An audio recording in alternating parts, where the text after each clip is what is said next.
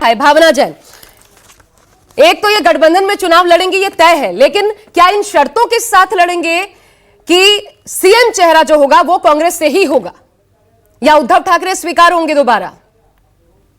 देखिए, महाविकास आघाड़ी महाराष्ट्र में बिल्कुल इकट्ठा है, एकत्रित है, एक लक्ष्य है। महाविकास आघाड़ी चुनाव महाराष्ट्र का जीतने जा रही है बड़ी संख्या में। अब आप पिछले लोकसभा चुनाव में कुछ दिन पहले ही लोकसभा चुनाव जो हुए हैं उसमें 168 सीटों 158 सीटों पे जो महाविकास आघाड़ी की लीड है।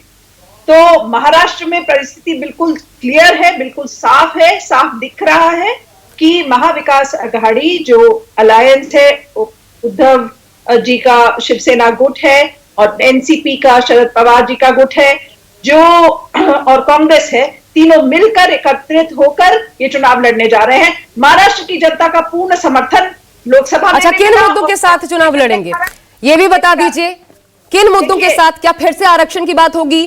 क्या फिर से संविधान की बात होगी? महाराष्ट्र की जनता ने चल हो जा शुरू। केसरिया से मन जोगी हुआ रे, दिल झूमे देखो पतवारा हुआ रे, दिल झूमे देखो पतवारा हुआ रे। हर पल मनाओ केसरी त्योहार। विमल, बोलो जुबान केसरी। भाजपा की तोड़फोड़ की राजनीति को बिल्कुल नकार दिया है। वो भ्रष्ट सरकार है।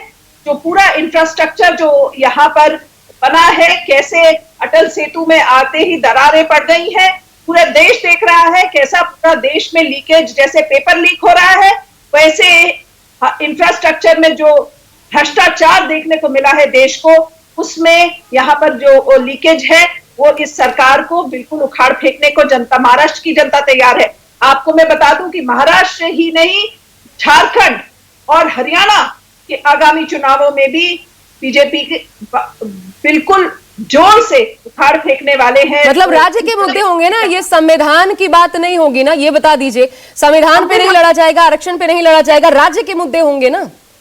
देखिए, देश के मुद्दे, राज्य के मुद्दे, जो जनता के मुद्दे हैं वो उठाएगी इंडिया गठबंधन। तीनों प्रदेशों में भारी बहुमत से जीतने जा रही है। जल्दी से राधिका आपका जवाब देना चाहती हूँ, उसके बाद मुझे राधिका जल्दी।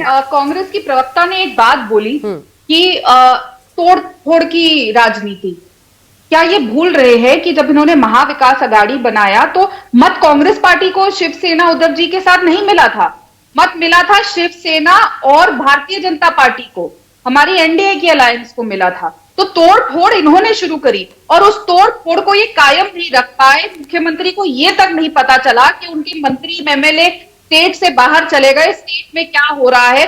वो चार दीवारी से अपने महल के सरकार चला रहे थे और वो बिल्कुल सूट कर रहा था क्योंकि दो राज परिवार साथ मिल गए थे। कांग्रेस का राज परिवार भी ऐसे चलाता है और शिवसेना का राज परिवार भी इस तरीके से सरकार चला रहा था। इसलिए ये ना ही जनता अपनी लोगों से दूर हो गए, जो हमने लगातार कांग्रेस का देखा है, उस तरीके से वो प्रदेश के लोगों से भी दूर हो गए। आप देखिए कि सरकारें कितने प्रदेशों में है, कहाँ है लोग। राधिका एक बात बताइए, अगर मैं अपने घर में ताला नहीं लगाऊंगी तो क्या चोर को ये मतलब ये स्वीकार होगा? अदालत, उसमें भी अदालत की चौखट पर भी अदालत मानेगी कि नहीं ठीक है क्योंकि आपने ताला नहीं लगाया और इसलिए आपके घर में चोरी हो गई तो ठीक है, इसमें कुछ नहीं किया जा सकता, कोई कार्रवाई नहीं होगी। आप तो ऐसी बात कर रही हैं। ये तो बिल्कुल ऐसी बात नहीं हुई। मैंने तो आपको सिंपल सी बात बोली। उन्होंने कहा हमने तोड़फोड़ करी, तोड़फोड़ करके महाराष्ट्र में महाविकास आघाड़ी की सरकार किसने बनाई? क्या कांग्रेस पार्टी और उद्धव ठाकरे की शिवसेना को मत मिला था? नहीं मिला था। मत महाराष्ट्र की जनता ने भारतीय जनता पार्टी और शिवसेना को दिया था। ये महाविकास आघाड़ी जो आ गई उसको तो मत मिला नहीं था, तो तोड़फोड़ की सरकार किसने बनाई? उसके बाद प्रदेश की जनता से कौन दूर हुआ? उनको ये भी नहीं पता चला प्रदेश में कौन हो रहा। तो मुद्दे बहुत अलग होते हैं। लोकसभा का चुनाव एक अलग मुद्दा होता है, वहां पे आपने एक झूठ और भ्रम की राजनीति फैला दी। आप लगातार एक झूठ और भ्रम फैला रहे थे कि संविधान बदलने जा रहे हैं। मैं 30 सेकंड भावना जैन को दे रही हूँ, जल्दी से इसका काउंटर। भावना जल्दी से। इतना बड़ा प्रदेश है महाराष्ट्र, उसमें इंडिया गठबंधन को 30 सीटें जीती हैं और बीजेपी 23 से 10 पे आ गई है।